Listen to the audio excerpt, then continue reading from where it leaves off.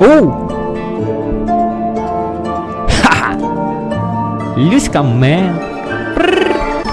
Шиш!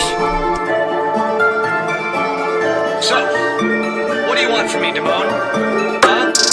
Бачите, це наше музло, так собі бачите, думаю, все пішло. Чесно сплячу у цьому хіп-хопі, ми ж тобі перші, наш край, це Україна, ти подумай оце.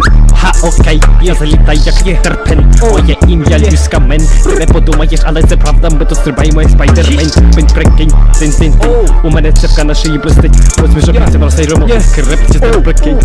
Оце все, що ти чуєш, не економимо на безглусті. Я із Люською мен кайфую, це так ситуацію реп ігру. Скоро, дуже скоро вас ще не буде тут.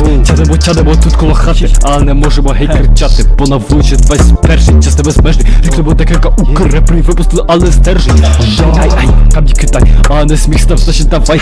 На тебе дивитися, ти хочеш від всіх скритися. Я безпузда як чума, а хто тебе записав? В мене хот-доги тільки свиня, а на Джерсі 2-0. Всі мені хочуть дуже пошкодити, а не вміють навпіга. Ой, цей стан, знаєш що робити, але ти сам. Все не здається, що тільки близько, а насправді їх і нема. MC Пекін реп, це щось не то. Якщо спитаєш мене, то це просто говно. Ось ж кліч ти влі, буду або ні. Та не питай мене, краще, бо завтра буде обзор свині. Я ще птицю знаю, куди лізти, а куди ні.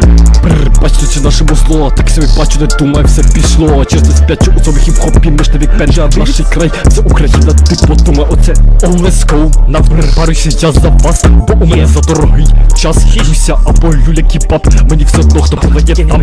Канал я маю давно, але це щось не то. Бо брин, хто із реперів кращий, хто не прикинеш, але прикинь, я думаю, просто не хто. Ха-ха-ха, я, і ще раз я, або музикалу ж да.